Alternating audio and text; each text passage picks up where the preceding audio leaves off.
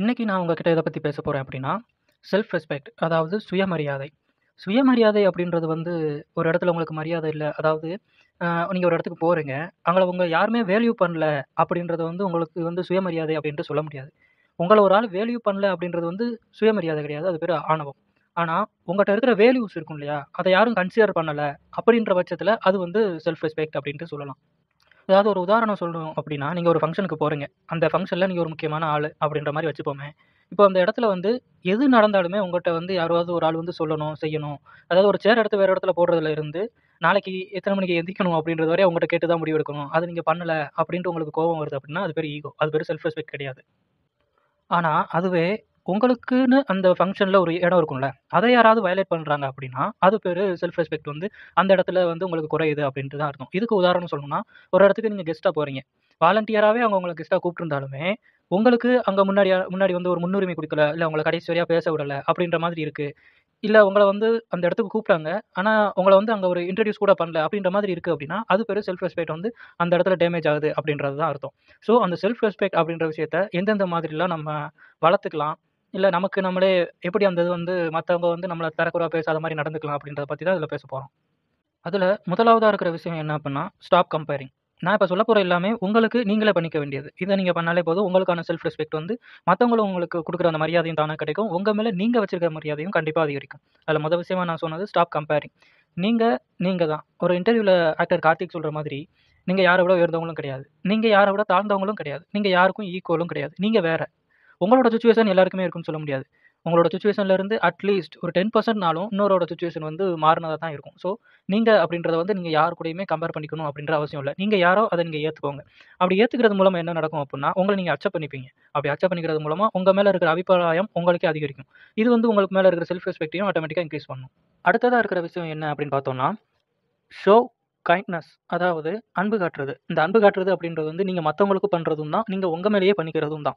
எப்பவுமே மத்தவங்க மேல நீங்க ஒரு வெறுப்புணர்வோ, இல்ல ஒரு வயலன்ஸோ அப்படின்ற மாரி இருக்கீங்க அப்படின்னா, ஒரு கட்டத்தில நம்ம ஏன் அப்படி இருக்கோம் அப்படின்ட்டு நீங்க கண்டிப்பா யோசிப்பீங்க. ஏன் நமக்கு கோவம் வருது அப்படின்ற மாரி ஆகுதுன்னா, உங்க மேல இருக்கிற நல்ல அபிப்பிராயம் உங்களுக்கே போயிரும். ஸோ அந்த மாதிரி ஆகக்கூடாது அப்படின்னு நினைச்சீங்க அப்படின்னா, எல்லார் மேலயும் அன்பா இருங்க. உங்க மேல அதுக்கு முன்னாடி நீங்க அன்பா இருக்க பழகுங்க. அப்படி அன்பா இருக்கிறது எல்லாமே நீங்க யாரு அப்படின்றது உங்களுக்கு தெரிய ஆரம்பிக்கும். அப்படி தெரிய ஆரம்பிக்கிறது மூலமா, உங்களுக்கு மேல இருக்கிற மரியாதை உங்களுக்கு ஆட்டோமேட்டிக்கா அதிகரிக்கும். ஏன்னா, நீங்க பண்ற ஒவ்வொரு நல்லதும் சரியோ, தப்போ உங்களோட சப்கான்ஷியஸ் இருக்கு இல்லையா? அதுல போய் ரெக்கார்ட் ஆகும். அது வந்து ஆட்டோமேட்டிக்கா சொல்லுவாங்க இல்லையா? "எண்ணம் போல் வாழ்க்கை" அப்படின்றது. அது எல்லாமே நீங்க மத்தவங்கட்ட எப்படி நடந்துக்கிறீங்க, நீங்க உங்கட்ட எப்படி நடந்துக்கிறீங்க அப்படின்ற பொறுத்து மட்டும் தான் அமையும். ஸோ, எல்லார்கிட்டயும் அன்பா இருங்க. அடுத்ததா இருக்கிற விஷயம் என்ன அப்படின்னா, ஃபேஸ் சேலஞ்சஸ். அதாவது உங்களுக்கு வரக்கூடிய சேலஞ்சஸா இருக்கட்டும், இல்ல ரெஸ்பான்சிபிலிட்டி, இல்ல ஒரு கமிட்மெண்ட் வருது. அது எல்லாமே நீங்க உங்களுக்கு அது முக்கியம் அப்படின்னு தெரிஞ்சும் நீங்க பண்ணாம இருக்காதீங்க. மேபி அது உங்களுக்கு பிடிக்காம இருக்குது அப்படின்ற பட்சத்தில, நீங்க அதுக்கு சேயிங் நோ அப்படின்றது வந்து நியாயமான ஒரு விஷயம் தான். அது எப்படின்னு சொல்றது அப்படின்னு தெரியலாட்டி, அதுக்கு தனியா ஒரு வீடியோ இருக்கு. அத நீங்க பார்த்து தெரிஞ்சுக்கோங்க நம்மளோட சேனல்லயே. ஸோ, இப்ப அந்த டாபிக் உள்ள போலாம். ஃபேஸ் சேலஞ்சஸ் அதாவது உங்களுக்கு வர்ற அந்த கஷ்டங்களா இருக்கட்டும், அது எல்லாமே நீங்க வந்து எப்படி கையாளணும் அப்படின்னு தெரிஞ்சுக்கிட்டீங்க அப்படின்னா, எந்த ஒரு சிச்சுவேஷன்லயும் உங்களால வந்து சமாளிச்சு அதுலருந்து சர்வை பண்ணி வர முடியும் அப்படின்ற ஒரு கான்ஃபிடென்ட் உங்களுக்கு வரும். அந்த கான்ஃபிடென்ட்டே நீங்க எந்த ஒரு விஷயத்தையுமே உங்களால ஹேண்டில் பண்ண முடியும். நம்ம யாரையுமே ரிலே பண்ணியோ, இல்ல யாரையுமே சார்ந்து இருக்கணுமோ அப்படின்ற மாதிரியான அவசியம் இல்ல. உங்களோட டிபெண்டன்சி ஆட்டோமேட்டிக்கா குறைஞ்சிரும். அதுவே உங்களோட செல்ஃப் ரெஸ்பெக்ட்டையும் ஆ ஆட்டோமேட்டிக்கா இன்கிரீஸ் பண்ணிவிடும். ஸோ, உங்களுக்கு வர்ற எல்லா சேலஞ்சஸுமே ஃபேஸ் பண்ணி பழகுங்க. அடுத்ததா இருக்கிற ஒரு விஷயம் வந்து என்னன்னா, வேல்யூஸ்.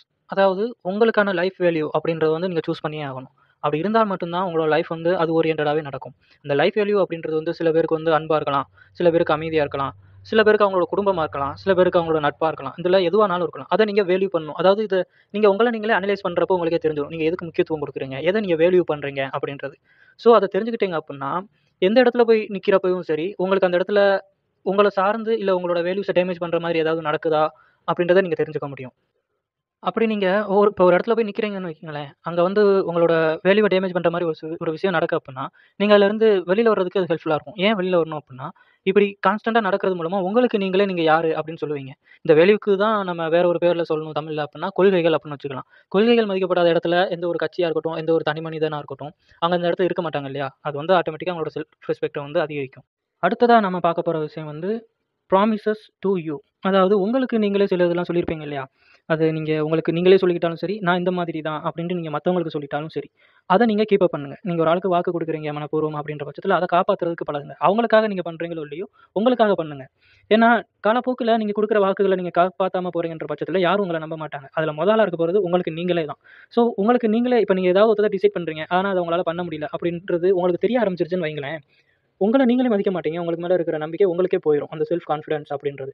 ஸோ, உங்களுக்கு நீங்களே குடுத்துக்கிட்டு இருக்கிற அந்த ஒரு சத்தியங்களா இருக்கட்டும், இல்ல ஒரு நம்பிக்கையா இருக்கட்டும், அது எல்லாமே காப்பாத்த பழகுங்க. அது மட்டும் தான் உங்களுக்கான செல்ஃப் ரெஸ்பெக்டிவ ஆ ஏர்ன் பண்ணி குடுக்குறதுக்கு ரொம்ப விதத்துல ஹெல்ப்ஃபுல்லா இருக்கும். கடைசியா நம்ம பார்க்க போற விஷயம் என்ன அப்புட்ன்னா, வாக்கிங் அவே. இத நான் தமிழ்ல ஒரே ஒரு வார்த்தையில சொல்லி முடிக்கணும் அப்புட்ன்னா, "மதியாதோர் தலைவாசல் மிதியாதே" அவ்வளோதான். உங்களுக்கு மரியாதை இல்ல உங்களுக்கான மரியாதை குறைவா கிடைக்குது அப்படின்ற மாரி தெரியுது அப்படின்ற பட்சத்தில, நீங்க அந்த இடத்துல இருந்து நகர்ந்து வந்துருங்க. இல்லாட்டி அந்த இடத்துக்கு போகாதீங்க. அவ்வளோதான். ஏன்னா அப்படி போறாங்க அப்படின்ற பட்சத்தில, உங்களுக்கான அவமானங்கள நீங்க நீங்க மட்டும் சந்திக்க போறதில்ல. அத பார்த்து மத்தவங்களும் நம்ம இந்த மாரி தான் அப்படின்ட்டு ஈஸியா ஜட்ஜ் பண்ணிட்டு போயிருவாங்க. ஸோ அந்த இடத்துல உங்களுக்கான செல்ஃப் ரெஸ்பெக்ட் மட்டும் போகாது. உங்களுக்கான செல்ஃப் கான்ஃபிடன்ஸ் இல்ல உங்களோட சோசியல் இமேஜ் எல்லாமே அந்த இடத்துல டவுன் ஆகும். ஸோ அந்த இடத்துல நீங்களே விலகி இருக்கவோ, இல்ல உங்களோட வெளிப்பாட காமிச்சுட்டு நீங்க அந்த இடத்த விட்டு தவிர்த்து வந்துடுறீங்க அப்படின்ற பட்சத்தில, உங்களுக்கு மேல இருக்கிற உங்களுக்கான அபிப்பிராயம் ஆட்டோமேட்டிக்கா அதிகரிக்க ஆரம்பிக்கும். இது இன்னொரு வழியில சொல்லணும் அப்புட்ன்னா, "அந்த பையன் ரோசக்காரன்ப்பா.